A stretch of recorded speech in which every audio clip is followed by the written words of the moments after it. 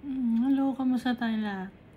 Nagpapasalamat ako kay Jesus Christ kasi when He was in this world, He didn't give into the temptation of Satan. Naging matatag si Jesus Christ. So ngayon, dahil sa naging matatag si Jesus Christ, yung strong siya, meron tayong Savior, meron tayong Redeemer, may tagapagligtas tayo. Kaya nagpapasalamat ako kay Jesus Christ. Nung time na nandito sa lupa sa Jesus Christ, maraming temptation. No? Kung sa tayo, maraming temptation tayo na-experience or na-experience. Mas lalo na si Jesus Christ, pero hindi niya pinatulan yung temptation ni Satan. Kaya magpasalamat tayo, meron tayong Savior. May Redeemer tayo. At nagpapasalamat din ako kay Almighty Father sa pagkakapili niya kay Jesus Christ as our Redeemer. So dito na makikita natin sa Psalm chapter 45 verse 6 up to 9.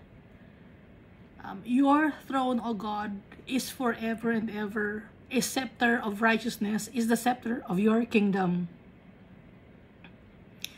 You love righteousness and hate wickedness. Therefore, God, your God, has anointed you with the oil of gladness more than your companions.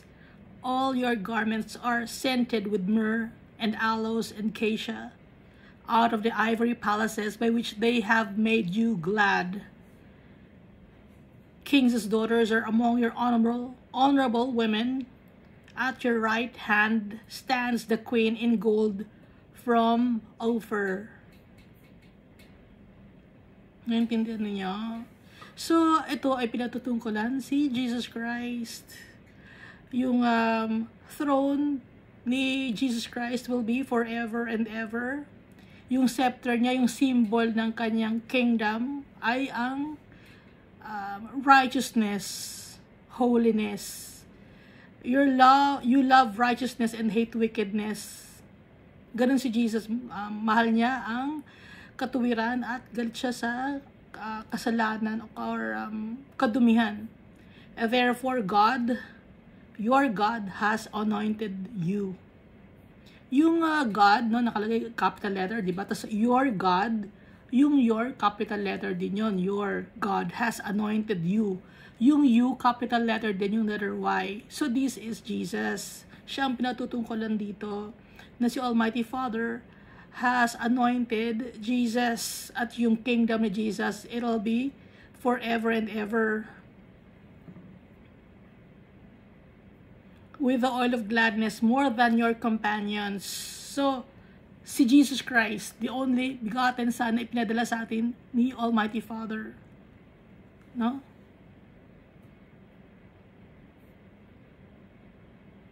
Kasi yung mga nasa langit, anak ni Almighty Father lahat yun. Pero si Jesus lang ang natatangi. Siya ang pinili ni Almighty Father na ipadala sa atin. The only begotten Son.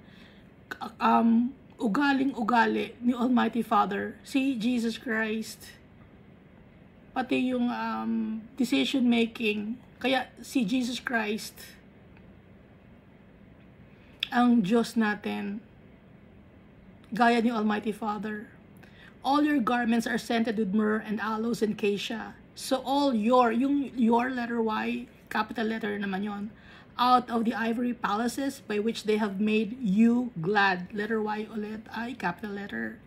Kings' daughters are among your honorable women. At your right hand stands the queen in gold from Ophir. Yung sa iyong right hand nakatayo ang queen in gold from Ophir. Ano ba yung queen in gold? Sino yon? Sa right hand nakatayo. Yung queen, di ba ang si Jesus Christ ang bridegroom. So, ang church ang bride. So, ito ang church. Queen in gold. Okay? So, pati na yung church ay malinis, kasama ni Jesus Christ. Tayo, nakadikit tayo kay Jesus Christ. Kaya ang binabanggit ito na Queen in Gold from Ophir, na wealthy, yung lugar na Ophir, wealthy yon. So kaya tayo na church, no, mayaman spiritually in heaven kasi inheritance natin. Kasali tayo sa inheritance ni Jesus. Isinasali tayo ni Jesus. No? So, kaya ang Queen in Gold dito ay ang church. Alam naman natin ang church ay yung true and faithful followers of Christ. No? Alam natin yan, di ba? Kaya magpasalamat din tayo kay Almighty Father dahil sa maganda ang pagkakapili niya sa ating Savior and Redeemer. Si Almighty Father, kung mababasa niyo sa Genesis, no, merong mga sons of God na nakipagniig sa daughters of men, no? So, corrupted yung mga tao doon sa Book of Genesis, yung mga sons of God na nakiisa sa daughters of men. Pero si Jesus, iba siya sa lahat. Kaya nga nakalagay dito, di ba?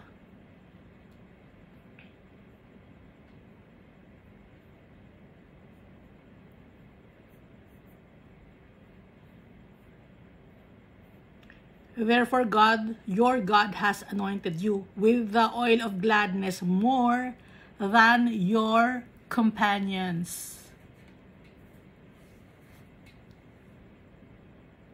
So una pa lang, alam na ni Almighty Father na si Jesus Christ.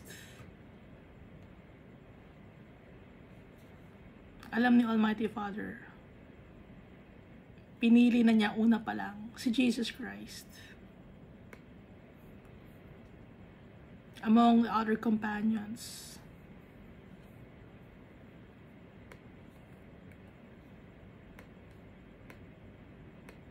Kaya kasama na ni Almighty Father si Jesus Christ na nung ginawa itong mundo na to, bago pa man gawin ang mundo na to, kasama na ni Almighty Father si Jesus Christ. No? Alam natin yan, di ba? So last time, binasa natin yung Ezekiel chapter 21.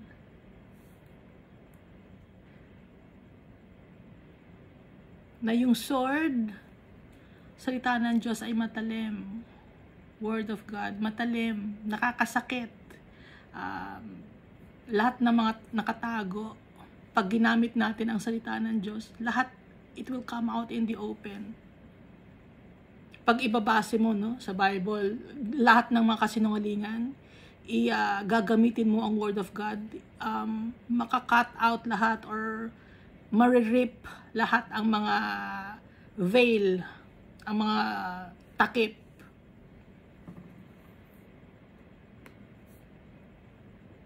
Pati yung mga puso ng tao, malalaman kung ano ang nasa loob. Pag ginamit natin ang salita ng Diyos, ang Word of God, ay ang sword na matalim. So, kaya natin sasabi na matalim ang salita ng Diyos kasi ngayon pa lang binabasa natin ang salita ng Diyos, Word of God, nasasaktan na tayo, no? Nasasaktan ba kayo? No? Pag binabasa natin ang salita ng Diyos, nasasaktan tayo. So, para tayong nahihiwa, nagiging nalalaman natin yung mga kasalanan natin, nagiging aware tayo. Kaya yun naman ay nagiging dahilan para humingi tayo ng tawad sa tatay natin at kay Jesus Christ. Dahil si Jesus Christ nagpapatawad din siya ng kasalanan ng mga tao, siya ang pinili ni Almighty Father na Redeemer natin, the only begotten Son na iba sa lahat, si Jesus Christ.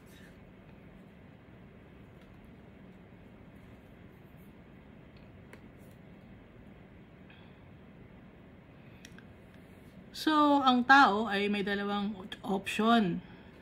It's either, ang i-choose mo yung path na mahirap na daanan o yung path patungo sa lugar ng kasalanan. So, anong pipiliin natin? Nasa sa atin na yun, no? Kung ano ang pipiliin natin. Kung path to righteousness ba? Or path to eternal damnation. So, everyday namimili tayo, no? Kaya, manalangin tayo, mag-pray tayo, Lord, tulungan mo ko. Everyday, tulungan mo ko, Lord God. At pag may nasasabi tayo na mga hindi tama o mga words, mga naiisip, hingi agad tayo ng tawad kay Almighty Father. Naiintindihan tayo ng tatay natin. Ang tao ang hindi nakakaintindi sa atin. Pero si Almighty Father, siya ang nakakaintindi sa atin kasi siya ang creator natin. No? At yung soul natin ay kanya. Wala tayong maaangkin. Kaya yung nagsasabi na my body, my rules, hindi totoo yun kasi hindi niya pag-aari yung kanyang katawan. No? Kaya hindi pwedeng matsunod ang kanyang mga rules dahil kung totoong pag-aari niya yung katawan niya, bakit siya nabuntis? Kasi yun yung karamihan ng mga nag-aano ng abortion. My body, my rules. So, ba't ka nabuntis? Body mo pala yan. Ba't hindi mo na-control? No? Hindi mo alam na mabubuntis ka tapos mag-abort ka. So, ang abortion, meron ng ano yan, ano, heartbeat yun, ano. Yung mga bata sa tiyan ng mga babae, may heartbeat na yun. May puso na yun. Yun ang unang nakikita, di ba, ng doktor? So, paano masasabihin hindi tao yun? May heartbeat na agad yun.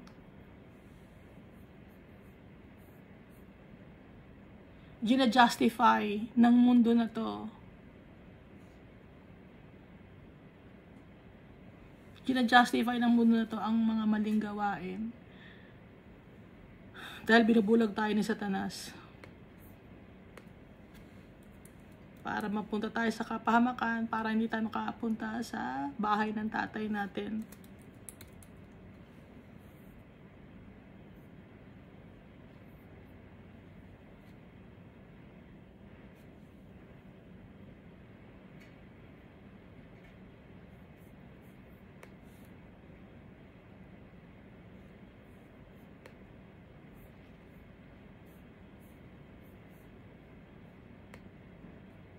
So, basahin na natin itong Ezekiel chapter 22. Moreover, the word of the Lord came to me, saying, so kinausap na naman ni Ezekiel, or ni Almighty Father, sorry, kinausap na naman ni Almighty Father, si Ezekiel.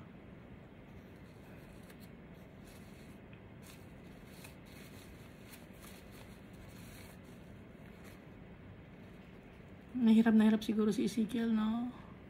Kasi tayo, binabasa natin to, nahihirapan tayo. Kasi, yung galit ni Almighty Father,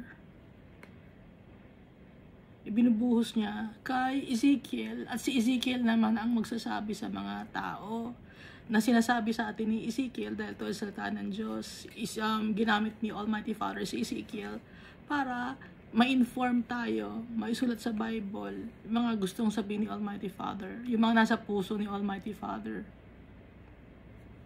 Now, Son of Man, will you judge the bloody city? Sabi ni Almighty Father kay Ezekiel, yes, show her all her abominations. Sabi ni Almighty Father kay Ezekiel, i-judge mo, ipakita mo lahat kung ano ang kadumihan na kanyang ginawa. Sabi ni Almighty Father. Hindi ginagandahan ni Almighty Father, di ba? Oo, mahal tayo ni Almighty Father. Mahal na mahal niya tayo. Kaya niya tayo tinuturuan.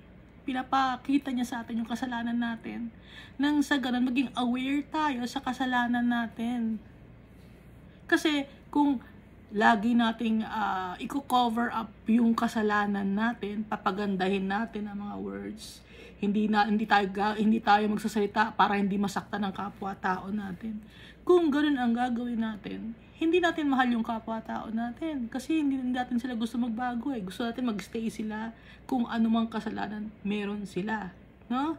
So, pagsasabihan natin dahil mahal sila ni Almighty Father. At kaya natin kayang mahalin yung kapwa-tao natin dahil unang nagmahal sa atin si Almighty Father. Kasi kung tayo lang, no, hindi natin kayang mahalin yung kapwa-tao natin eh. Bakit natin mamahalin? Pero dahil una tayong minahal ni Almighty Father, natututo tayo sa tatay natin na magmahal din ng kapwa-tao. Natututo rin tayo na pagsabihan yung mga kapwa-tao natin kung ano yung mali. Kasi, paano malalaman ng isang tao ang kanyang kamalian kung hindi natin sasabihin? Dahil natatakot tayo na masaktan sila. Ang gusto lang nilang marinig ay mga magagandang bagay lang, blessings, yayaman ka, mahal na mahal ka ni Almighty Father, makakapunta ka ng langit. Yun lagi ang naririnig natin, ano? Pero, paano ka makakapunta ng langit? Paano mo makukuha ang inheritance mo? Kung hindi mo alam kung ano yung mga guidelines ni Almighty Father or statutes para makuha natin ang ating inheritance. Hindi lang basta-basta, ito na, mahal ka ni Almighty Father, pag namatay ka, makukuha mo ng inheritance mo. Hindi ganon. Magbibigay ka ng tithes mo, pag namatay ka, mapupunta ka ng langit kasi nakapag-ipon ka ng inheritance mo. Hindi ganon. Hindi kailangan ni Almighty Father ng pera mo. Hindi kailangan ni Almighty Father ng tithes. Hindi kailangan ni Almighty Father ng offering. Hindi nababayaran si Almighty Father.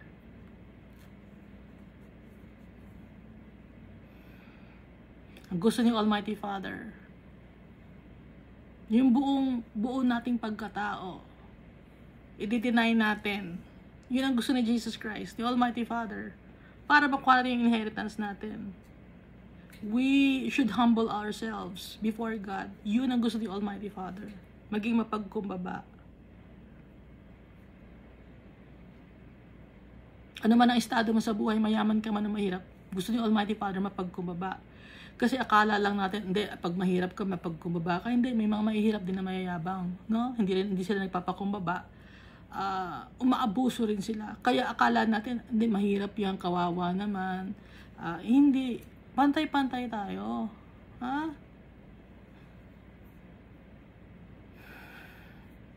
Kaya lang, si Jesus Christ, at saka si Almighty Father, siya sabi, you are not helping the needy, the poor. Kasi ang gusto ni Almighty Father, lahat tayo nagtutulungan. Ngayon, walang way ang mga poor na makatulong dahil nangangailangan sila. Pero may mga poor naman na poor in spirit. Okay? Merong mga taong ganun, poor in spirit, needy in spirit, nangangailangan ng kahit marami silang material possessions, needy sila. Kailangan nila ng pag-unawa ng tao, kailangan nila ng may makakausap, kailangan nila ng may makakaintindi sa kanila. Tutulungan din natin yan kasi poor din sila, no? At saka yung si Lazarus, saka yung rich man, si Lazarus doon, mapagkumbaba. Okay? Hindi siya nagnanakaw, nandun lang siya sa isang tabi. Yun ay mapupunta sa langit dahil nga wala siyang makakapitan, mapagkumbaba siya.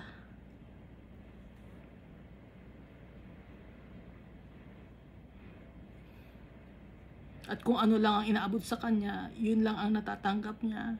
Hindi siya nang-aabuso ng kapwa-tao, hindi siya nagnanakaw.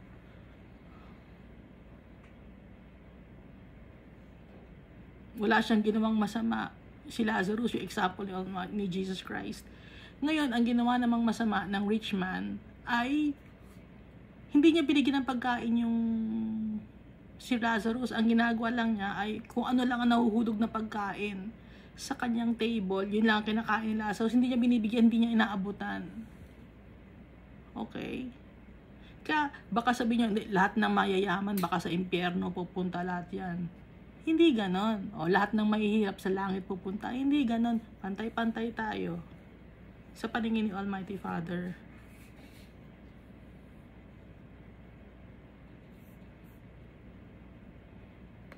Kasi kung yung mahirap na yon ay nagnanakaw, nang-aabuso, kung ano-ano ang ginagawa, na wicked siya, paano siya makakapunta ng langit?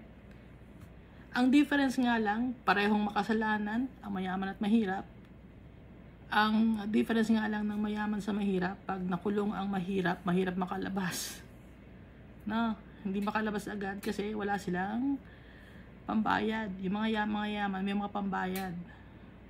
Yun ang difference. Maraming pag mayaman ka, marami kang connection. Pag mahirap ka, wala kang connection. Kasi ang connection mo, mga mahihirap din. Kapwa mo din mahihirap. No? At may mga mahihirap din na corrupt. Okay? Nagpapagamit sila sa mga mayayaman. So nakikita niyo, no? Yung realidad ng buhay ng tao. Kaya dito sabi ni Almighty Father, ipakita mo sa Kanya ang lahat ng Kanyang kadumihan, ang Kanyang karumal-dumal na ginawa. So dito marireveal lahat ng mga nakatago, kahit na yung ginawa sa dilim. Kaya nga sabi dito sa Luke chapter 12, verse 2 up to 3. For there is nothing covered that will not be revealed, nor hidden that will not be known.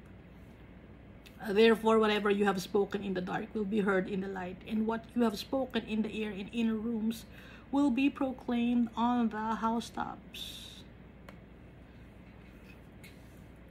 Papakita lahat. Walang nakatago. Kaya sabi ng Almighty Father, sabihin mo sa kanila lahat ng kanilang mga karumal-dumal na ginawa, mga kadumihan.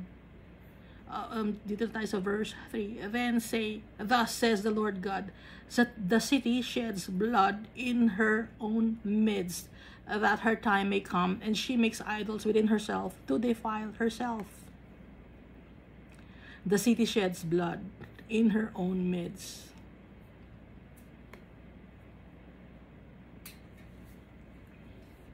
May mga dugong dumadanak, no? Nag-aaway, nagpapatayan, tapos gumagawa siya ng sariling idol within herself. Sarili niya, may sarili siyang idol. Ina-idolize niya yung kanyang kagandahan, ina-idolize niya yung kanyang kayamanan, ina-idolize niya yung kanyang mga ari-arian, mga material possessions. Mas pinahalagahan niya yon kaysa kay Almighty Father. Kaya nadudumihan ang tao. Kung ano ang pinapahalagahan natin, yun ang nakakadumi sa atin. Pero kung ang pinagpapahalagahan natin ay si Almighty Father, siya ang priority natin, magiging malinis tayo. Pero pag aside from Almighty Father and Jesus, may iba ba tayong pinapahalagahan or sinasamba or ina-acknowledge, yun ang nakakadumi sa atin.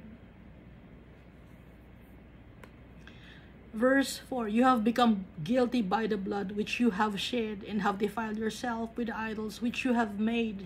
You have caused your days to draw near. Ikaw naging dahilan para mabilis ang iyong buhay, matapos ang iyong buhay, and have come to the end of your years.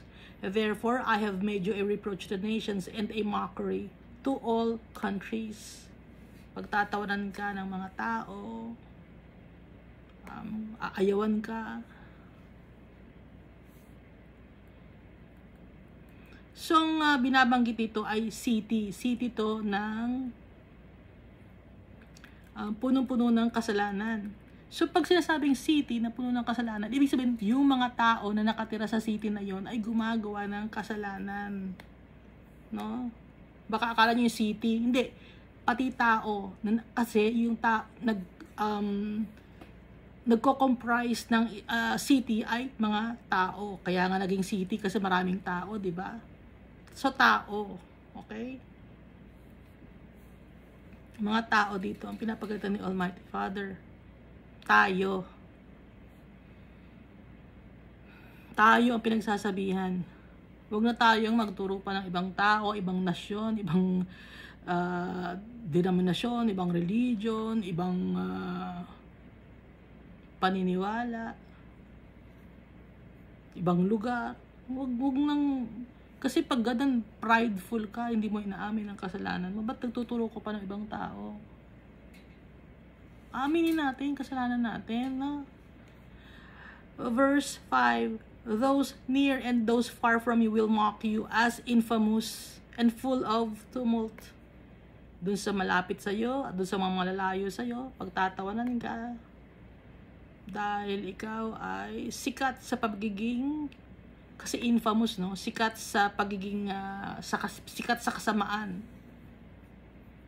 Sikat sa kaguluhan.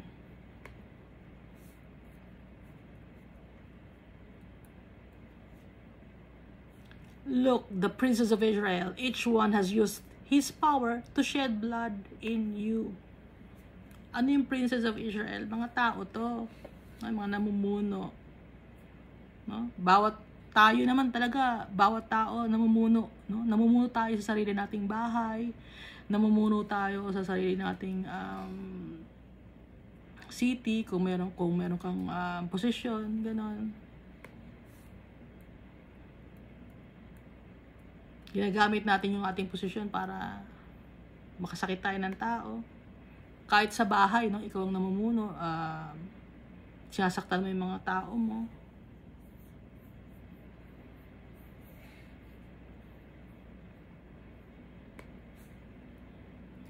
Example sa jeep, no?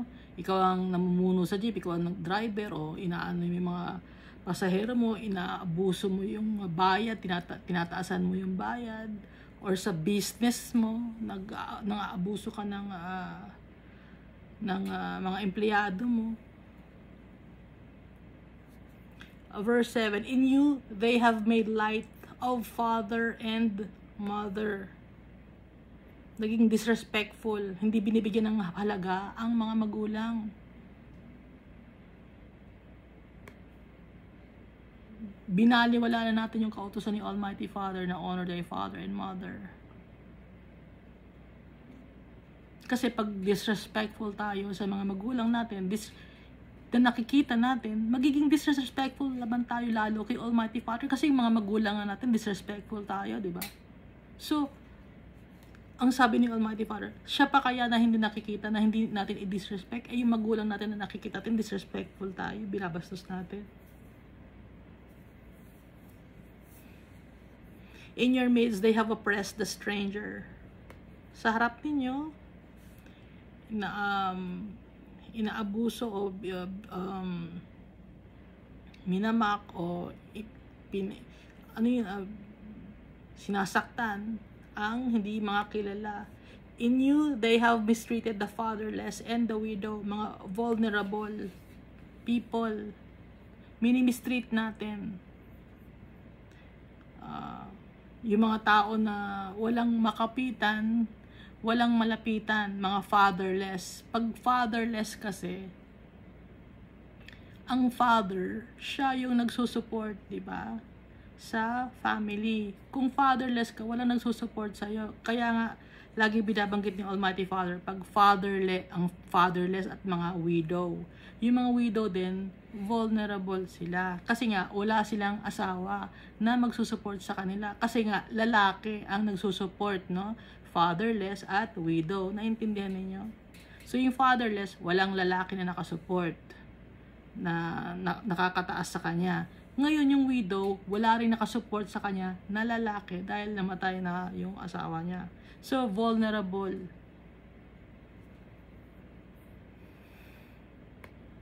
Inaabuso natin. Ginagawa natin ng yung iba ginagawa ng issue, yung mga walang kakayahan na ipagtanggol yung sarili nila, ginagawa natin ng issue, ichichismis natin, sinisiraan natin.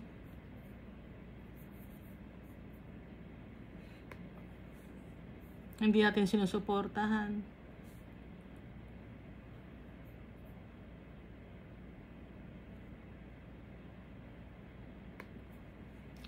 Verse 8, you have despised my holy things and profaned my Sabbaths. Hindi natin na-acknowledge si Almighty Father. Kinalimutan natin siya, binabastos natin siya. Binabastos natin yung araw na dapat ay kausapin natin siya at sambahin natin siya. Binabaliwala natin yun. Anong ginagawa natin? Puro tayo internet. Puro pang sarili natin ang ginagawa natin. Puro tayo travel. Pero yung oras para kay Almighty Father, hindi na natin nagagawa. Yung kausapin siya, bigyan siya ng pagpapahalaga, hindi na natin ginagawa. In you are men who slander to cause bloodshed. Sa iyo, kayo, no? Itong city na to, or kayo, mga tao nakatira sa city na to, kayo ang nagiging dahilan para mag-away-away ang mga tao dahil sa mga paninirang puri, pangchichismis, nag-aakusa ng hindi tama, nag-aakusa ng mali, nag-aakusa ng kasinungalingan. In you are those who eat on the mountains, in your midst they commit lewdness. Ano yung in you are those who eat on the mountains? Matataas ang ere, mountain. Egoistic. Gusto nyo laging nasa top of the world.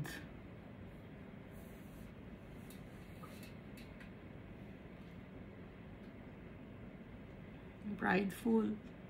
In your midst, they commit lewdness. Sa inyong harapan, ang ginagawa nila, mga indecent actions, obscene, mga kabastusan.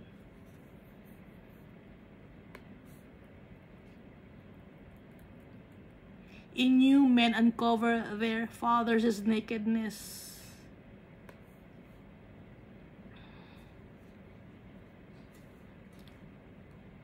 Yung kahihiyan, hindi nila ipinagmakahiya ang sarili. Kung sino-sino na lang ang tinatabihan. Wala nang pagpapahalaga sa morality. In you, they violate women who are set apart during their impurity. Ano ibig sabihin to? Kung sino-sino yung tinatabihan, no? Araw-araw, iba-iba ang katabi.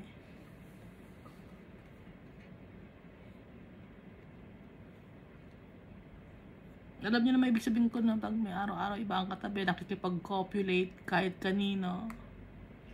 Magkatinginan lang, okay na. Wala nang values. Loose morals. Kaya nadudumihan tayo dahil mga kasalanan natin.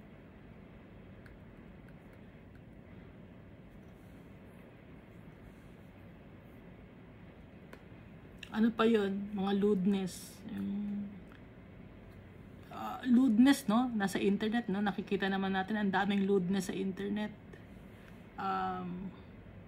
Easily accessible ang lewdness sa internet. Kahit sa mga short reels or sa YouTube.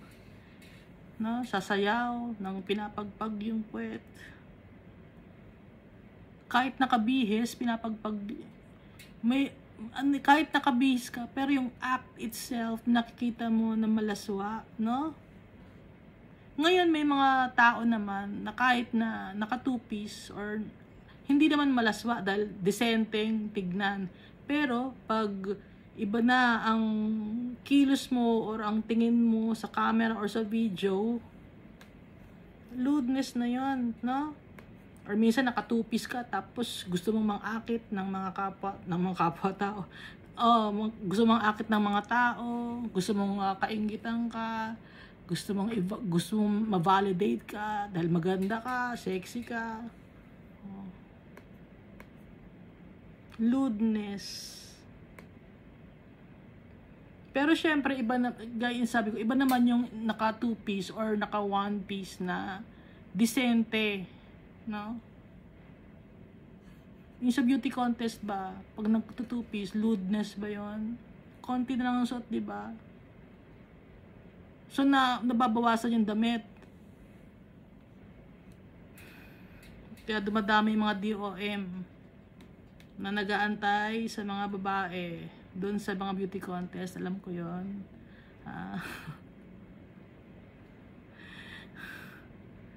May mga kilala ako, nabasa ko, gano'n na nangyari. Verse 10. In you men uncover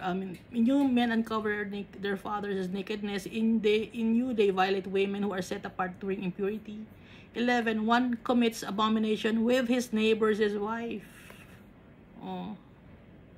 Karumal-dumal na gawain kasama ang ibang babae. Hindi mo naman asawa ng ibang tao, no? Another lewdly defiles his daughter-in-law. Nakikitabi naman sa daughter-in-law. Akala nyo hindi totoo, no? Pero nanonood ako kasi ng mga crimes and crime stories, crime documentaries. Merong ganito na nangyayari. Magugulat ka. Ha? Magkaka-relative sila, related sila. No? Kahit na hindi related by blood, related by marriage. Tapos they consider themselves as family. Tapos sila lang din. Ano ang mo doon? Mararamdaman mo doon? Karumal-dumal na gawa yung kay Almighty Father. Kasi betrayal of trust yun. No? Magkakapamilya kayo eh. Kahit hindi kayo magkakadugo, you consider yourselves as family. Pag family, may trust yun. Nandun yung tiwala sa bawat isa. Pero pag nanasaan mo, aabusuhin mo,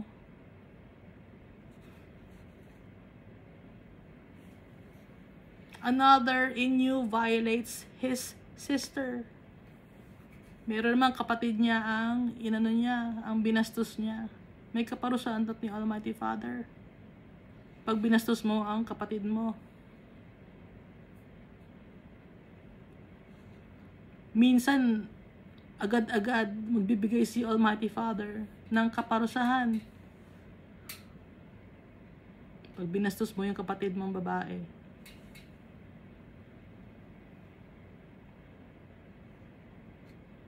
His father's daughter.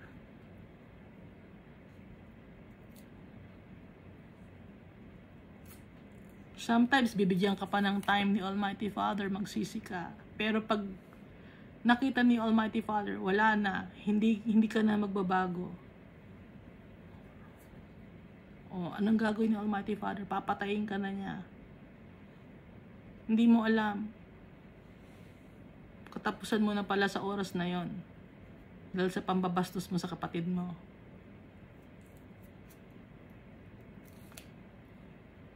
Dahil sa pambabastos mo sa pamilya mo.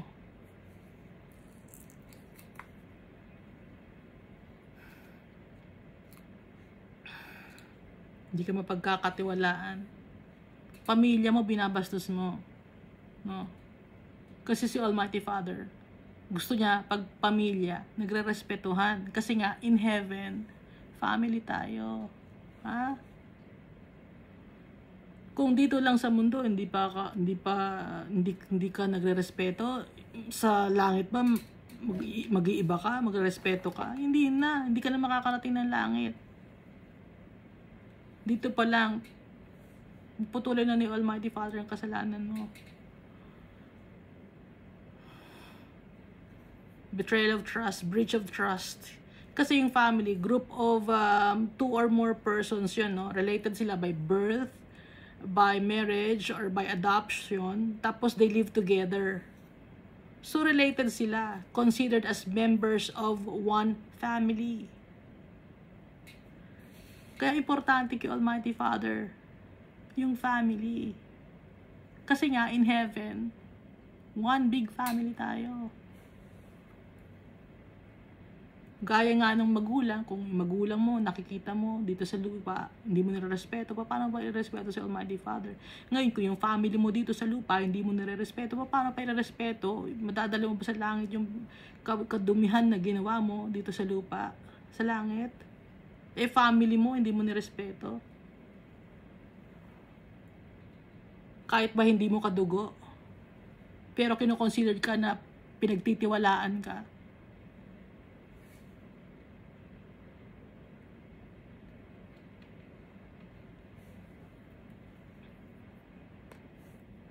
Verse 12, in you they take bribes to shed blood. You take usury and increase. You have made profit from your neighbors by extortion and have forgotten me. Nakalimutan mong gumawa ng tama. Pag sinabing you have forgotten me, dahil si Almighty Father, siya ang tama, siya ang righteous. Ngayon, pag nagtatake ka ng bribes, no, to shed blood, alam mo, kumuha ka ng tao para pumatay ng kapwa-tao. Is example, diretso yun, if you take bribes to shed blood, you take usury and increase, no? Kumuha ka ng pera, tapos nagpadami ka ng pera. You have made profit from your neighbors by extortion. Nag-extort ka, scammer ka, bribery, under the table, sa government, nangyayari yan. You prioritize money over the safety of people. Kasi greediness. Scammer ka. Mahilig ka sa pera. Puro ka pera. And have forgotten me. Sabi ni Almighty Father. Yung mga pulis, no? Mas gusto nilang malapit ng Pasko, nanghihingi na ng pera yung mga pulis. Oo, nanghihingi ng pera yung mga pulis. Hindi ba kayo nanghihingi? Alam ko nanghihingi kayo. Mga soldiers, nanghingi kayo. Nakita ko. So, huwag nyo sabing hindi. Monthly nga meron, di ba? Alam ko meron. Meron kayo nakukuha monthly sa mga businessman. Pati mga nakaupo ng government officials, may nakukuha silang pera. May nakukuha kayong pera, di ba? Pag may nagpapatayo ng isang business sa lugar ninyo na kayo ang mayor, kayo ang governor, kayo ang nakaupo, barangay man, no? Kahit barangay corrupt, hihingan nyo ng pera, padding, okay, para mabilis ang proseso ng papel. Or minsan naman isinasali sa business yung politician.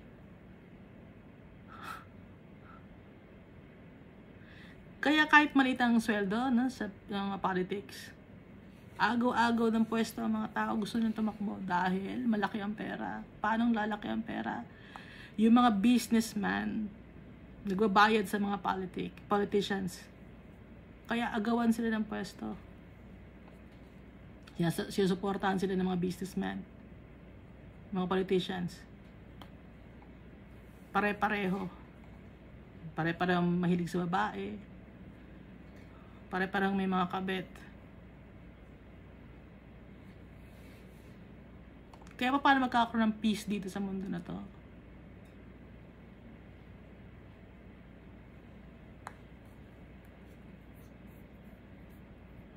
extortion, bribery.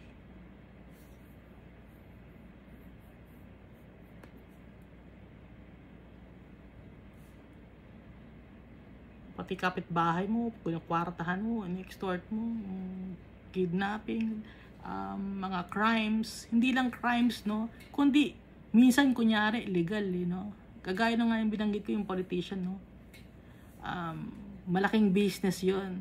Ngayon nagulat ako, ba't kasali to sa business na to? Ano ba ang puhunan nito? Ang puhunan ng politician pala yung pangalan niya, no, para maitatag yung business, yung puhunan niya, pangalan niya. Yung puhunan ng businessman, yung pera niya. Ngayon, yung puhunan ng politician, pangalan niya, para yung business ay maitayo agad at gumana agad.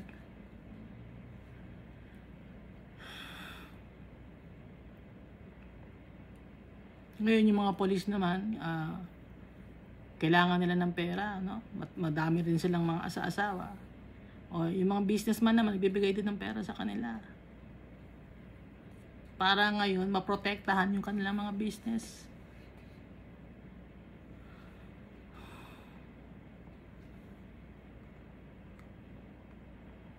Diretsahan na yung salitaan natin ngayon,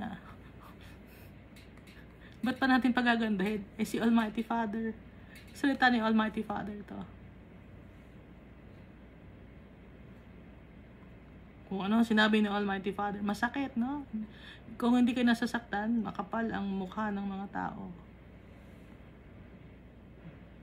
At ang pinili niyong daan ay pinili papuntang Ammonites, hindi papuntang Jerusalem. Kaya tayo sinasabihin ni Almighty Father, para magsisi tayo, alam natin yung mali ang ginagawa natin. Pero patuloy pa rin natin ginagawa yung mali, no? Bakit? Kasi sakit tayo.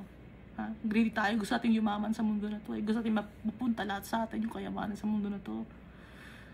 Na pag namatay naman ikaw, anong gagawin mo sa pera mo? Pag namatay ka, wala naman, di ba? Mag-aaway-away pa mga anak mo dahil sa pera mo. Magpapatayan pa mga anak mo dahil sa pera mo. O sino ngayon na may kasalanan? Ikaw din. Kaya nagpatayan yung mga anak mo.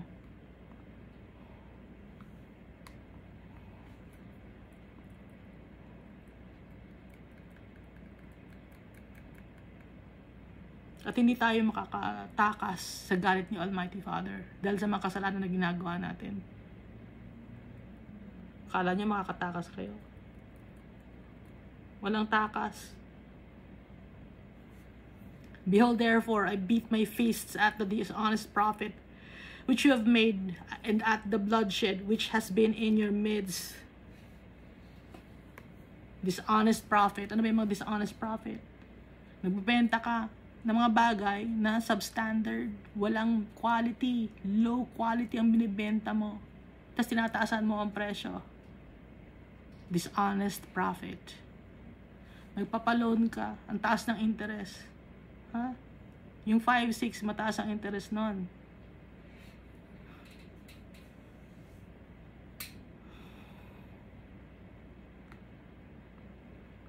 Para makabenta ka, nanloloko ka ng tao. Madudumi ang mga binibenta mo. Pag pagkain, kahit magkasakit yung mga tao, bali wala sa'yo, basta ang gusto mo, kumita ka. Kahit double dead yung karne, ipapakain mo sa mga tao.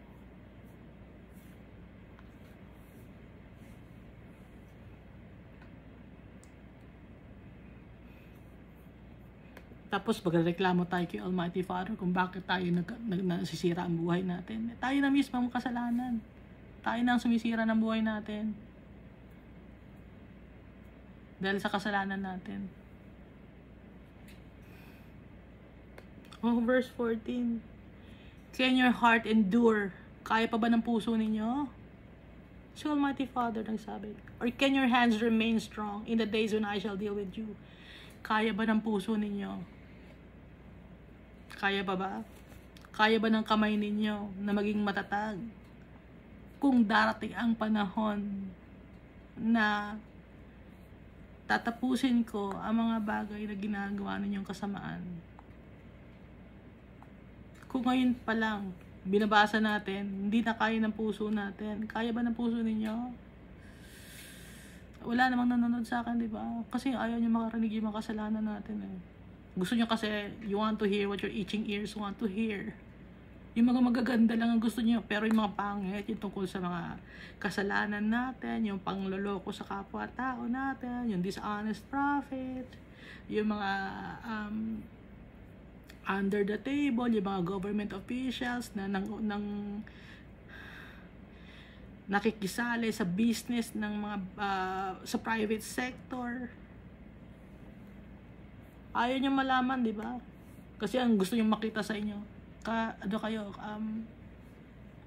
karangal-rangal kayo. Ano ba yun? Respectable people.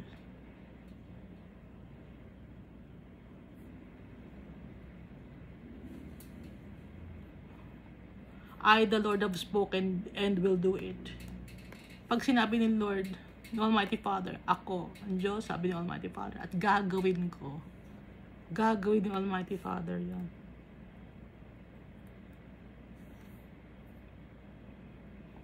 I'll scatter you among the nations, disperse you throughout the countries, and remove your filthiness completely from you. Ikakalat kita. Paghihiwa-hiwalayin ko kayo sa iba-ibang mga lugar. Tatanggalin ko ang iyong kadumihan. Ibig sabihin niya, humble tayo ng Almighty Father. Ibabagsak niya tayo para maging humble tayo. Darating yung time na yon. Kung ngayon, sa tingin niyo hindi darating, mayaman ako eh. I'm on top of the world. Hindi darating yan. Darating yan. Antay lang. Pag sinabi ni Almighty Father, sinabi niya, you shall defile yourself in the sight of the nations. So yung dumi natin may expose. Hindi lang may expose sa isang lugar, kundi buong lugar malalaman yung kadumihan natin. Then you shall know that I am the Lord. Nang masagana malalaman nyo na ako ang Diyos. Kailan gagawin ni Lord to? Minsan na ginagawa ni Almighty Father to ng agad-agad. Ha? Pero minsan ang ginagawa ni Almighty Father sa last days, lahat ng bagay na ginawa natin ibubulgar. Kaya nga may book, di ba? Aside from the Lamb's Book of Life, there are other books na andun lahat yung mga ginawa natin. May expose.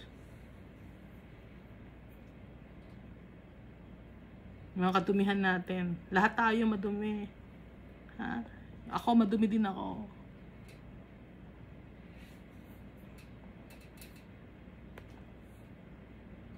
Naamin ko ang kasalanan ko. Hihingi akong tawad kay Almighty Father.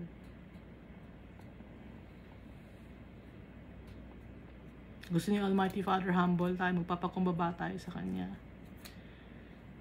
Lagi natin siyang i-acknowledge. Lagi natin siyang bibigyan ng importansya. Kausapin natin siya. Para hindi siya magalit. Dahil tatay natin siya. Mapacify yung kanyang galit.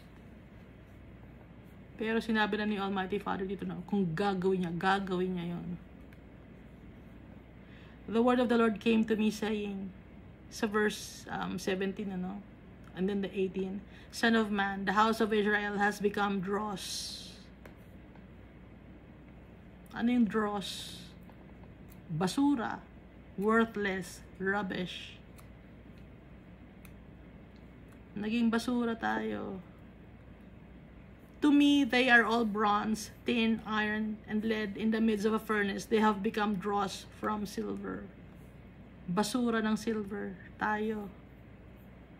Huwag na natin sabing Israel lang yan. Hindi yan Israel. Tayo to. Lahat tayo makasalanan. Ha? Bakit dito ba sa Pilipinas walang corruption? Dito ba sa Pilipinas maayos lahat ng tao? Hindi.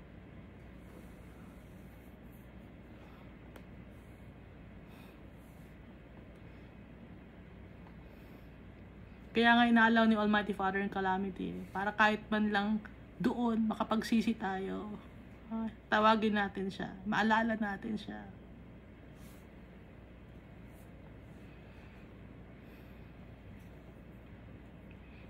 Dahil sa kasalanan natin, tayo ay worthless. Wala nang kwenta.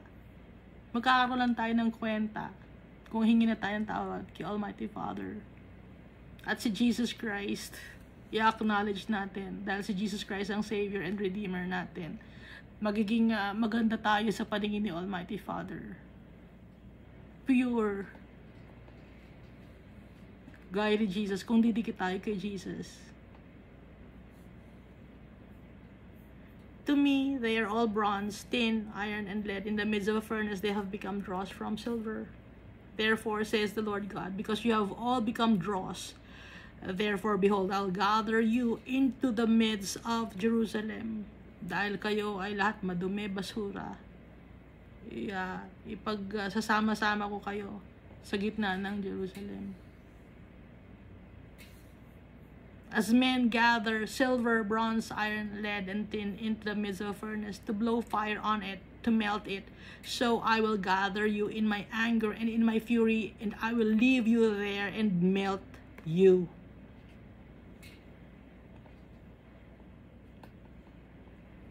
Sobrang galit ni Almighty Father.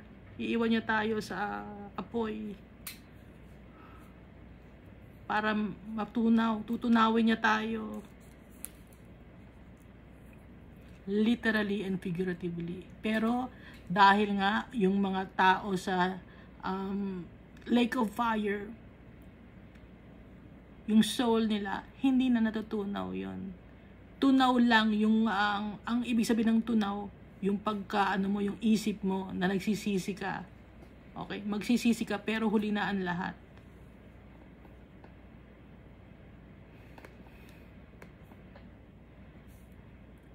Kaya pa ba natin basahin ang Book of Ezekiel? Dito sa Book of Ezekiel, yung galit ng Almighty Father, yung Book of Revelation, yun yung mga bagay na mga mangyayari dahil sa galit ng Almighty Father.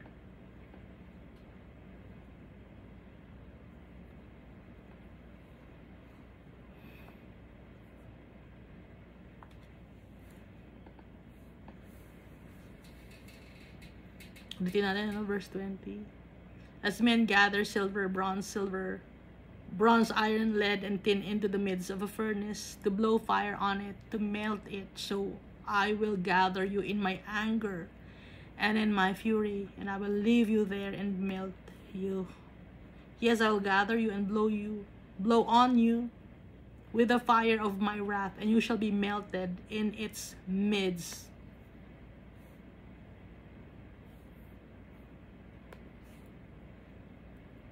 Sa apoy tayo imemelt para matanggal yung yabang natin, yung pagiging matigas ang ulo natin, pagiging rebellious natin, pagiging kadumihan natin na hindi natin matanggal sa atin. As silver is melted in the midst of a furnace, so shall you be melted in its midst, and then you shall know that I, the Lord, have poured out my fury on you, para malaman mo na ako ay binuhos ko na sa iyo ang galit ko. Dahil matigas ang ulo mo. Puro kadumihan ang ginagawa mo. Hindi ka na gumagawa ng tama. Puro ka greediness, selfishness. Inuuna mo yung sarili mo. Pinapahalagan mo lagi ang sarili mo. Kinalimutan mo na si Almighty Father. Yun ang ibig sabihin ng Almighty Father. Kinalimutan natin siya. Yung gumawa ng tama. And the word of the Lord came to me, saying, Son of man, say to her, you are a land that is not cleansed or rained on in the day of indignation. Sabi ni Almighty Father, sabihin mo sa kanya, say to her, no? Pag sinabing say to her, so ito na naman ay isang country. So alam na natin na pag country, city, ang makasalanan ba yung country, yung city? Hindi, kundi yung mga tao na bumubuo ng city na yon or ng country na yon. Ha? You're a land that is not cleansed. Madumi ka. Lahat kayo madumi. Hindi nalinis o naulanan sa araw ng indignation.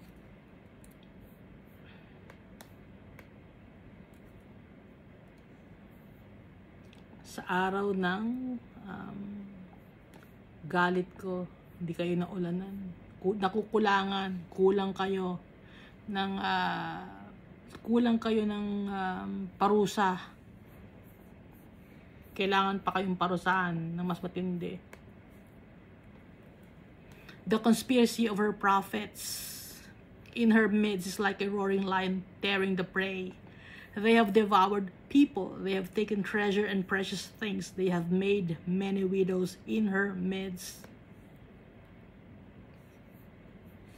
Ano yung conspiracy of her prophets? Ito yung mga tinutukoy ng mga prophets dito.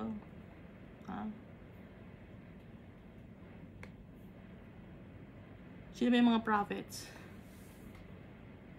Na tinutukoy ni Almighty Father dito. Yung mga prophets nun, no, may mga kunyari mga may mga kunyari mga prophets nun. So sila yung gumagawa ng sorcery. So ngayon up to now may gumagawa ng sorcery, di ba? Yung mga nagmi-mix ng mga gamot, pharmakia, that's sorcery.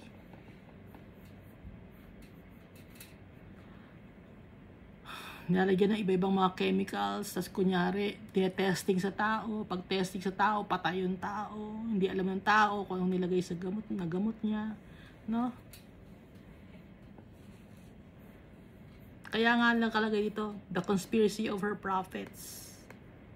Madami mga kung ano-anong mga iniimbento ng tao na ipakain sa mga tao, ipakonsume sa mga tao. Na galing sa mga chemicals na hindi naman proven safe, kundi para sa ikakasira ng katawan ng tao. In her midst is like a roaring lion tearing the prey. They have devoured people. Marami ng pinatay na tao. They have taken treasure and precious things. They have made many widows in her midst. They have taken treasure. Mahal ang bayad. Ha? Mahal ang bayad. Di ba yung mga gamot mahal ang bayad? Yung chemo, mahal ang bayad nun, di ba? Ano ang ingredients ng chemo? Anong composition ng chemo?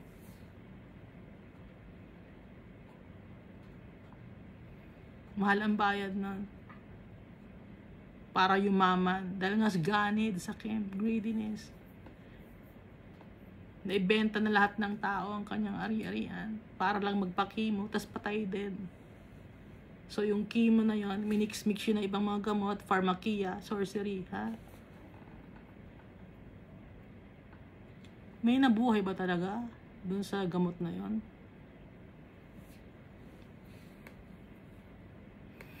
They have taken treasure and precious things. They have made many widows in her midst. Maraming mga namatay. It's for personal gain. Sakim kasi. Kahit yung mga gamot ngayon, ano, maraming mga tao na nakakakita ng solusyon para maging gamot, no? Pero hindi nila ina-apply yon kasi mas malaki ang kita nila pag yung mga laboratories gumagawa ng mga gamot, mas malaki ang kita nila kumpara doon sa bagong mga gamot na na-invento. Kaya dinidisregard nila yung mga effective na gamot, effective na solusyon para magamot ang isang tao.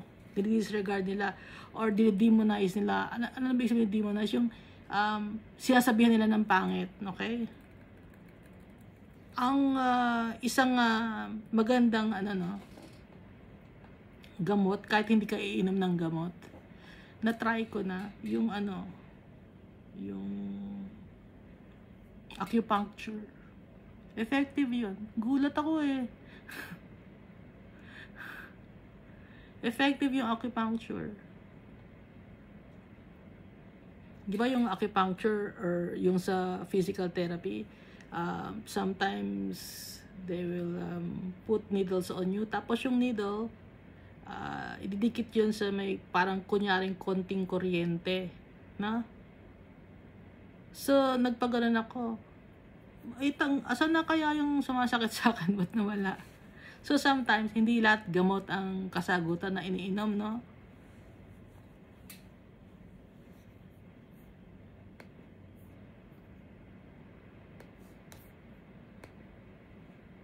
At saka nakatry na ba kayo na pag halimbawa may nangati ang balikat mo?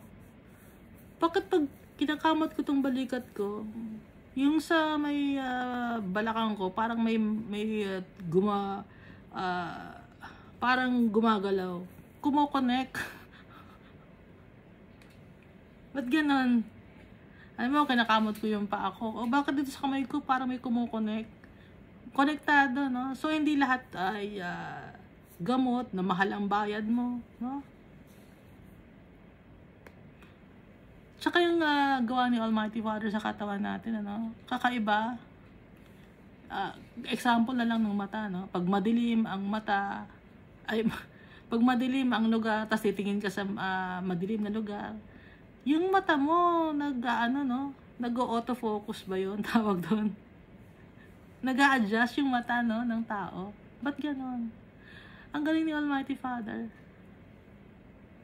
Ang galing niyang gumawa ng tao ni Almighty Father. Ang galing mag-isip ni Almighty Father. Kagaya ng ears natin, yung ears natin, nag-auto-focus din. Ba't ganon?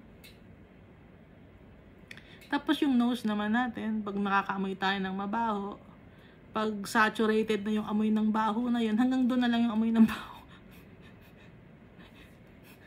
Ba't kasi mabaho ang sinasabi ko? Example na lang, alimbawa, wag mabaho, ayaw niya mabaho, gusto niya mabango. Example, may naamoy tayo na mabango. Or naglagay ka ng pabango, di ba?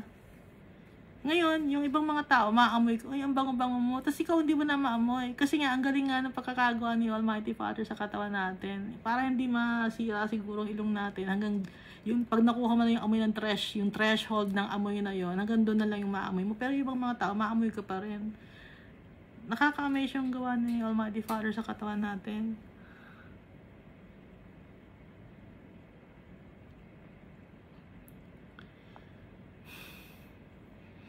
Tapos ito pang mga prophets na to, yung conspiracy of her prophets. Mag-iimbento naman kunyari ng ang tao ay gawa or galing sila sa monkey, ang mga tao nag-evolve. Okay? Sasabihin na itong mga conspiracy of her prophets sa verse 25. Nag-evolve daw ang mga tao from monkeys. Bakit may monkeys pa rin hanggang ngayon? No, kailan mag-evolve yung mga ibang mga monkeys? Yun ay para sirain si Almighty Father. No? Na hindi tayo gusto kasi ng mga conspiracy of her prophets at mga sinungaling na to, na tanggalin si Almighty Father sa buhay natin. Kaya kunyari, iniisip nila, gumagawa sila ng imbento or napoposes sila ni Satan na ang tao ay galing sa monkeys. So, bakit may mga monkeys pa rin ngayon?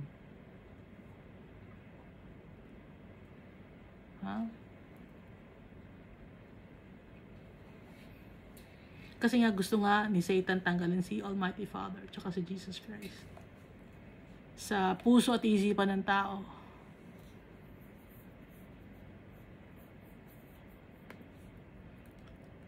Ito, verse 26 naman, her priests have violated my law and profaned my holy things. They have not distinguished between holy and unholy, nor have they made known the difference between the unclean and the unclean. And they have hidden their eyes from my Sabbath, so that I am profaned among them. Pati na yung mga priests. Ha? Hindi sinunod ang law ni Almighty Father. Binastos nila. Nakalagay dito sa Bible, pati na mga priests. Hindi sinusunod ang nakalagay sa Bible. Gumagawa sila ng sariling imbento.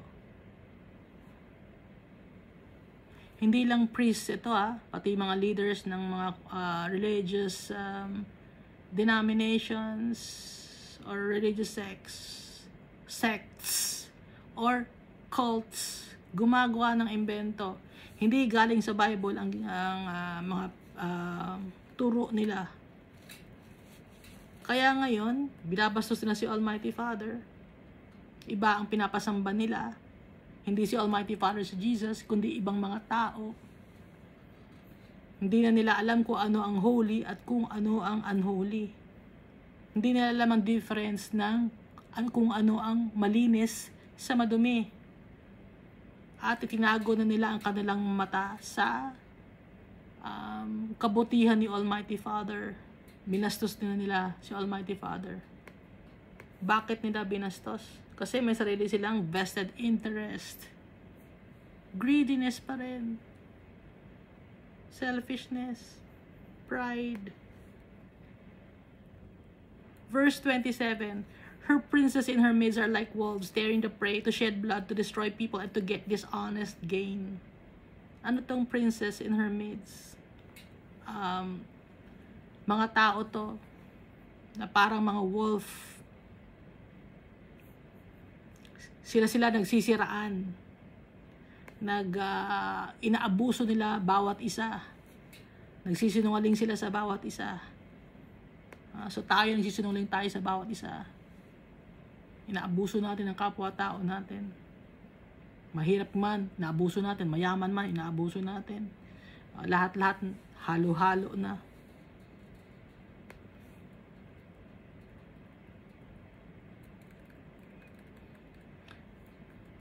Her prophets plastered them with untempered mortar, seeing false visions and divining lies for them, saying, "Thus says the Lord God," with the Lord that spoken. May mga false prophets ang mundo. Nagsasabi sila na itong pinapasabi ni Almighty Father. Hindi naman nagsasalita si Almighty Father. Wala siyang pinapasabi.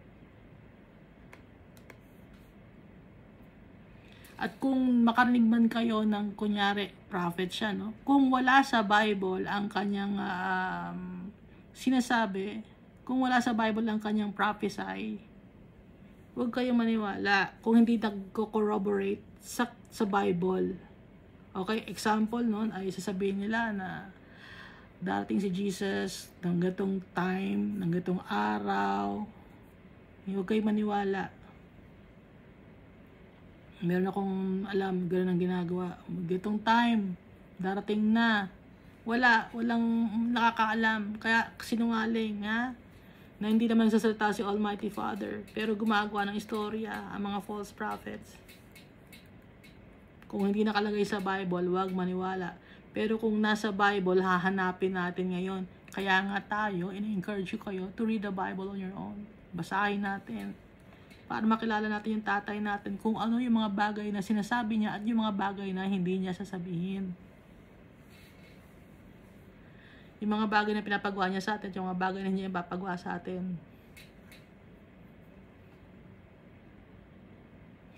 Ganito na. Alam ba, mga false prophets, magbigay kayo ng pera, kayo ay gagaling. O hindi pinapasabi ni Almighty Father yon, ha?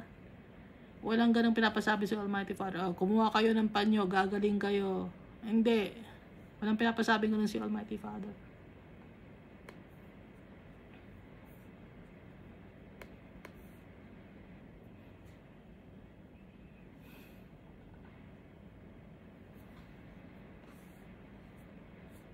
O kaya yung sa crusade dati, no?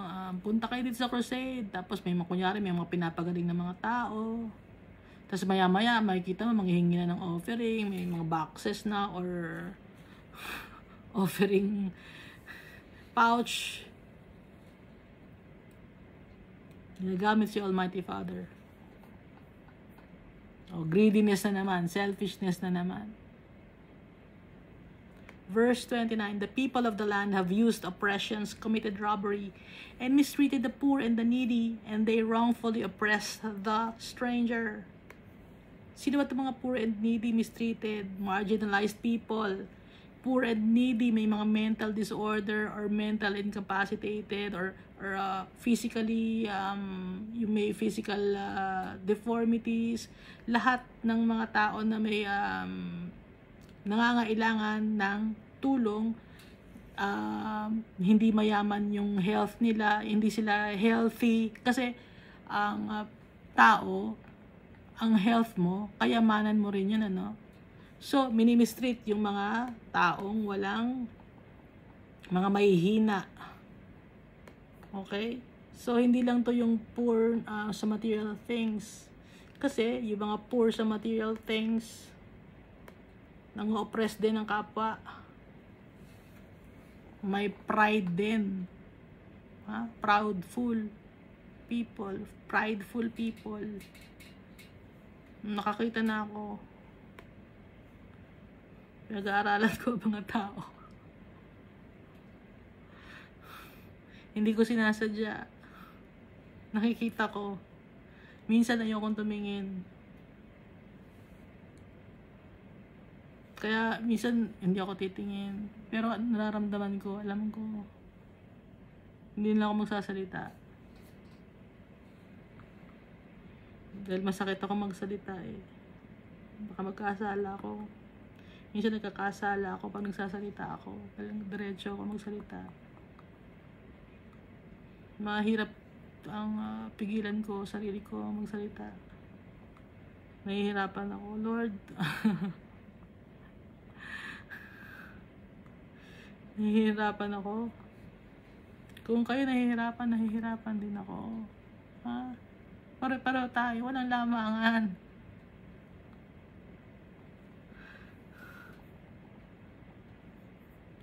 Ang ayoko yung injustices. Ayoko yung injustices. Yung may mga tao, yung injustice, kasi kahit mahirap, gumagawa rin ng injustices sa kapwa nila or sa kapwa, sa ibang mga tao, gumagawa rin. Pag nakakakita ako ng mga injustices, ayoko na, pero pinipigilan ako ni Almighty Father, huwag kang sumali. Huwag kang sumali. Minsan hindi ko mapigil sarili ko. Hingi ang tawad kay Almighty Father. Pipigilan ako ng Almighty Father magsalita, huwag magsalita ng ganyan. Pigilan mo ang sarili mo. Tutulungan ako ng Almighty Father, Lord. Nag-struggle din ako.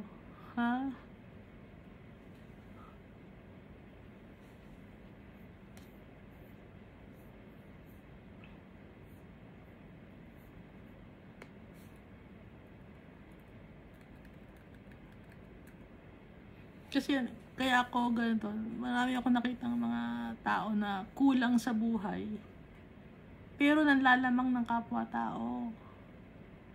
Kaya ganito ang nakikita ko. Meron naman ako nakita na mayaman na tao, hindi naman siya nanlalamang ng kapwa-tao niya. Namimigay siya. Okay? Meron ako nakita, kulang sa buhay, nanlalamang ng kapwa-tao. Meron pa na tao tutulungan mo, dahil kulang sa buhay. So, ang gagawin mo ngayon, magbibigay ka ng pagkain. Ayaw nila ng pagkain, gusto na pera. Kung talagang gutom ka, kung talagang nangangailangan ka ng tulong, gutom ka, bigyan ka ng pagkain, ayaw mo, bakit? Ba't gusto mo pera?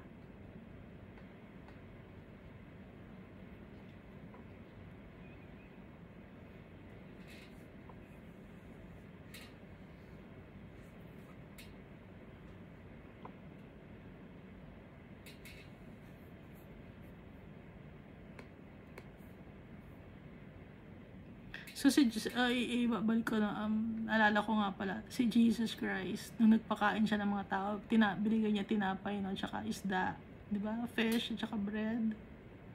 Hindi naman nang pinadami niya ay pera, di ba?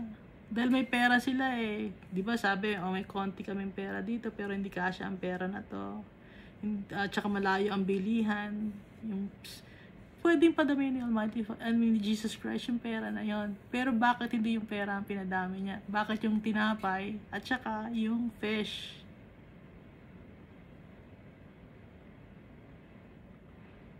Dahil alam niyo, Jesus Christ na pag ang tao nagugutom, kailangan ng fish at saka ng tinapay. Hindi nila kailangan pera, makakain ba nila yung pera?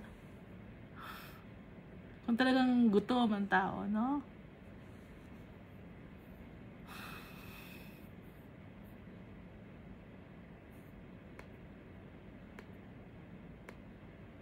Tsaka ulitin ko, minsan kasi pag tumulong ka sa tao, binigay mo na yung tulong mo.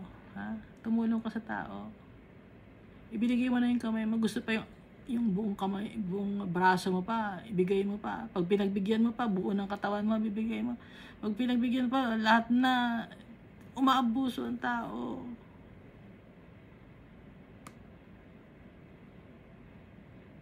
Ba't gano'n? Hindi sila nakakaintindi. Hindi nila naiintindihan na okay na yan, tama na yan, na pagbigyan natin. Hindi, walang ganun yung tao, walang pagpipigil sa sarili. Gusto lahat selfishness, sakim.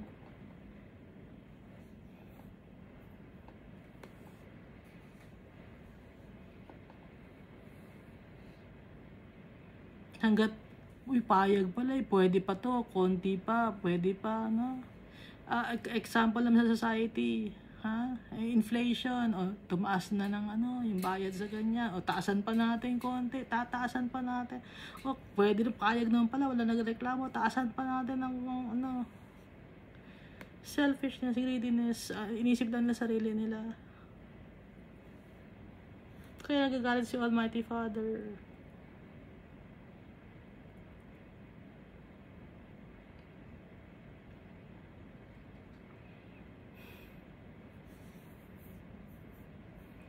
The people of the land have used oppressions, committed robbery,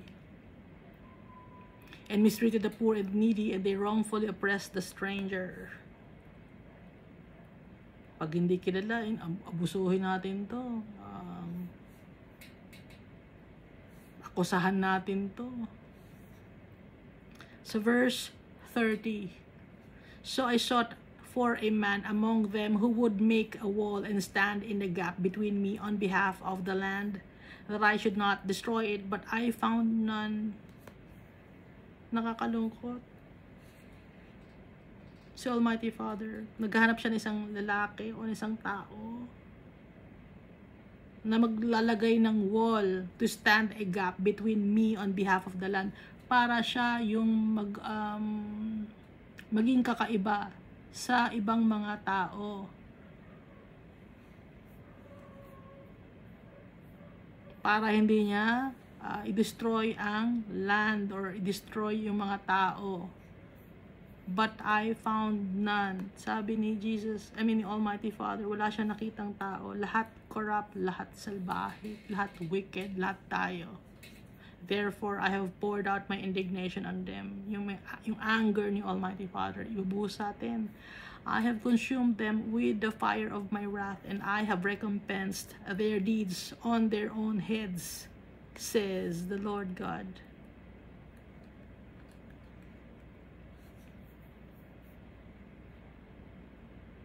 Yung mga ginawa nila, ilalagay ko sa kanilang mga utak. Pagbabayaran nila ang kanilang mga ginawa. Pagbabayaran natin ating mga ginawa dito sa mundo. Lahat ng ginawa natin ng kasamaan, pagbabayaran natin yan. Hindi tayo makakaligtas kay Almighty Father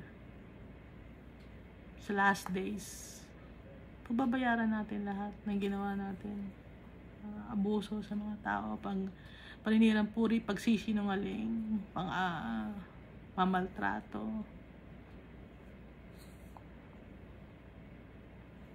Pagbabayaran natin lahat. nandun sa book na nakalista yon, kasama ng Book of Life. Ngayon, paano tayo makakapunta ngayon in heaven kung ang dami nating kasalanan? Mapapawalang kasalanan lang tayo, mawawala lang ang kasalanan natin. Magiging malinis lang tayo, yung record natin malilinis. Dahil kay Jesus Christ. Kaya magpasalamat tayo kay Jesus Christ. Hindi natin magagawa na i-save natin ang sarili natin. Dahil lahat tayo madumi. Ang makakapag-save natin, ang Redeemer natin, si Jesus Christ. Dahil hindi siya nagkasala. Maganda ang tingin sa kanya ni Almighty Father. Malinis, holy, si Jesus Christ. Kaya ang gagawin natin, didikit tayo kay Jesus Christ at tawagin natin ang pangalan ni Jesus Christ. Jesus Christ, forgive us. Jesus Christ, save us. Jesus Christ, we believe in you. We believe your name, that you are powerful. You are the only Son, the only begotten Son of God, and He loves us so much, and so He gave you to us to save us. He gave us you so that we might be saved.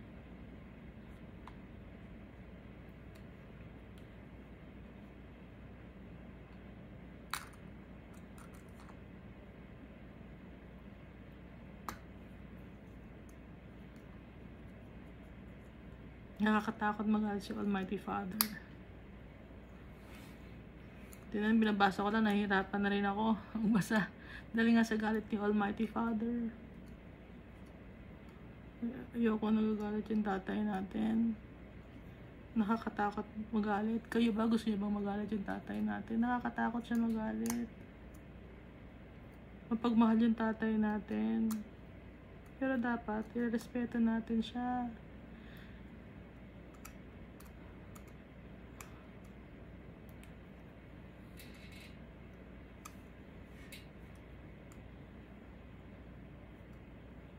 Yung tatay natin, yung creator natin, itinutuwid niya tayo. Kaya binibigyan niya tayo ng warning. Dahil mahal niya tayo. Pero dinudumihan natin ang sarili natin. Pero may chance pa tayo sa ngayon habang buhay pa tayo dito sa mundo. Habang may hininga pa tayo. Habang may physical body pa tayo. May chance pa tayo. Lumapit kay Jesus Christ. Hindi lang natin kailangan pang magpatay ng mga hayop. Dahil anong i-offer natin? I-offer natin kay Jesus. Kung ano may mga kasalanan natin na aminin natin. Jesus, ito ang kasalanan ko. Almighty Father, ito ang kasalanan ko. Patawarin mo ako. Save mo ako. Clean mo yung heart ko, pati yung mind ko. Buong pagkatao ko, Jesus Christ, baguhin mo ako. Willing ako. Jesus Christ, wala ako. Kung wala ka. Wala akong mapupuntahan, Jesus Christ, kung wala ka. Almighty Father, wala akong mapupuntahan kung wala ka, Almighty Father. Sa'yo lang ako nagtitiwala, Almighty Father, tsaka kay Jesus Christ. Alam kong anak mo ako, Almighty Father. Patawarin mo ako. Alam ko na hindi ako karapat-dapat na maging anak mo. Pero nagsusumama ako sa iyo. Na patawarin mo ako. Dahil nagtitiwala ako kay Jesus Christ. Promise mo yon na magtiwala kami kay Jesus Christ, na makinig kami kay Jesus Christ. Promise mo yon. Alalahanin mo, Almighty Father, yung promise mo. Yung pagmamahal mo sa amin, alalahanin mo. Huwag ka nang magalit sa amin.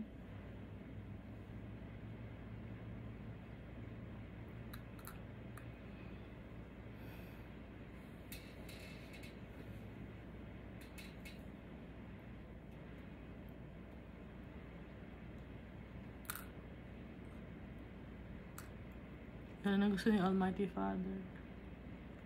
Yung panalangin na nasa puso. Hindi yung panalangin na babasahin mo. Gusto ni Almighty Father, yung panalangin natin galing sa puso natin para maramdaman niya. Okay? Kasi pag binabasa mo, mararamdaman ba ni Almighty Father ito? Binabasa natin pa ulit-ulit. Kung ikaw nga binabasa mo, hindi mo nararamdaman eh. Si Almighty Father pa kaya, mararamdaman niya yung sinasabi mo. Kaya dapat, lahat ng mga prayers natin, it comes from the heart. Hindi na tayo kailangan pang magbasa ng mga prayer book. Okay? Ba't ka magbabasa ng prayer book? Pour out your heart to God, to Jesus Christ. You don't need prayer books. What you need is the Bible to know the Word of God.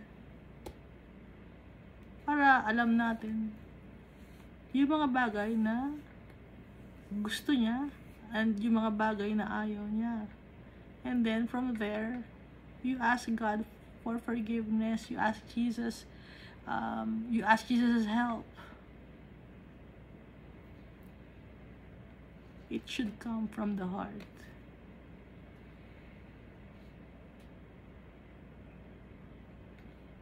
Kasi pag binabasa mo, lip service lang yan. Walang ano yan. Walang bearing yan.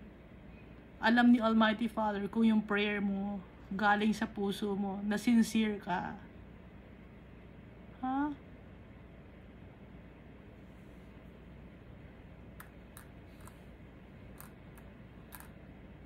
Hindi natin kailangan pang magpapogi. No? Sa mga sinasabi natin kay Almighty Father. Kasi alam niya tayo eh. Lahat ng pagkatao niya, kilala natin. Kilala niya tayo all throughout. Hanggang sa kaloob-looban ng katawan natin, kilala tayo ni Almighty Father. Kaya wala tayong maitatago. Kaya hindi natin kailangan magpapogi pa, magpaganda pa, na para gumanda ang tingin sa atin ni Almighty Father. Hindi gaganda ang tingin sa atin ni Almighty Father. Gaganda lang ang tingin sa atin ni Almighty Father kung lalapitan natin si Jesus Christ, dahil si Jesus Christ, beautiful, amazing, awesome, holy, si Jesus. Kaya si Jesus ang gagamitin natin. Nagpapagamit si Jesus. Naggamitin natin yung kanyang name. Di ba sabi niya, use my name pag nagpa-pray kayo. Kaya nga, in Jesus' name we pray.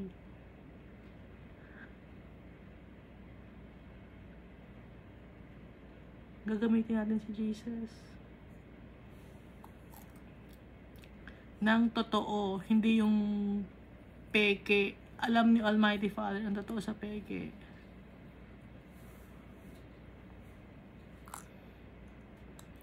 Lalapit tayo ng may pagpapakumbaba at hilingin natin at tulungan tayo na ma-overcome natin yung mga bandage na nag-ano sa atin, na nakatali sa atin.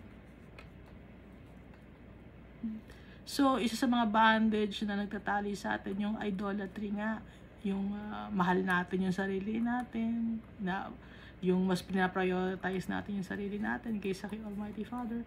Kasi pag si Almighty Father, pag prioritize natin siya, sunod-sunod na yun, pag si Almighty Father prioritize natin, makakapaggawa na rin tayo ng mabuti sa kapwa-tao natin. Kasi si Almighty Father, siya yung source ng goodness. Ngayon, kung wala tayong source ng goodness ang pinaka-source ng goodness natin, si Almighty Father, tsaka si Jesus Christ. Kaya kung ang source ng goodness natin si Almighty Father, si Jesus Christ, makakagawa na rin tayo ng good sa mga tao.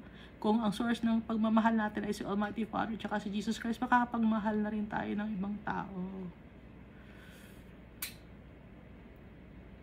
Ang source ng righteousness natin, source ng moral values natin, source ng ating integridad galing kay Almighty Father tsaka kay Jesus Christ. Magiging maayos tayong tao.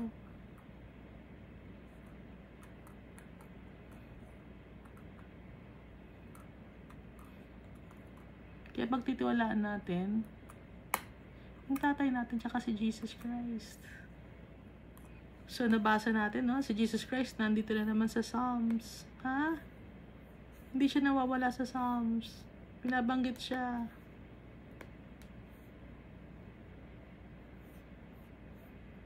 Si Jesus Christ.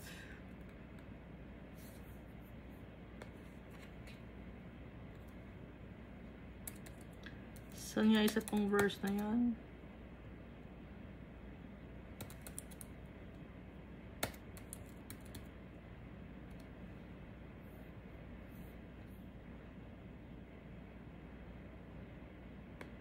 Psalm.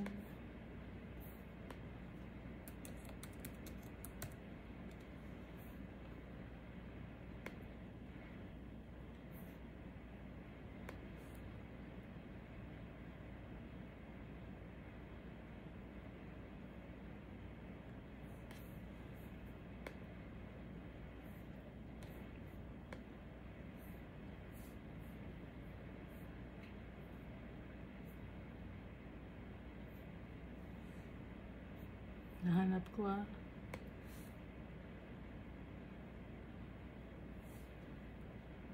Psalm chapter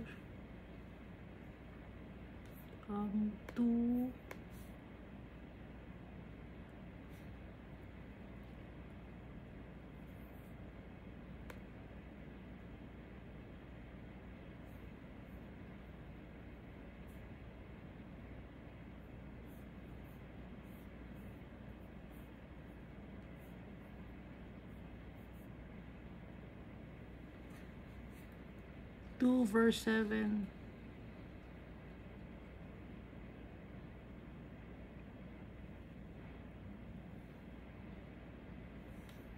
I will declare the decree. The Lord has said to me, you are my son. Today I have begotten you.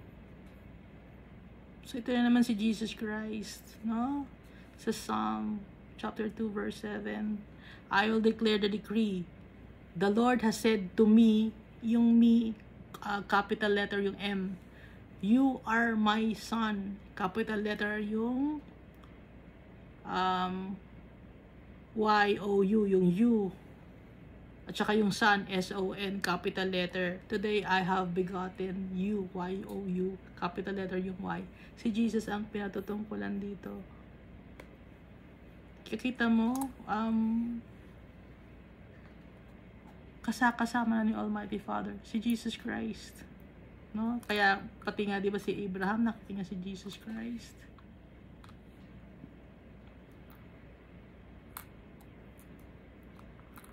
Kaya magpasalamat tayo kay Almighty Father. Hindi tayo i-fail ng tatay natin. At susundin natin siya para mawala yung galit niya sa atin. Didikit tayo kay Jesus Christ. So dito, no, binanggit, no, dito sa Ezekiel chapter 22, yung kasalanan sa society, mga nangyayari sa society natin. Nakasama tayo sa society, okay? Hindi tayo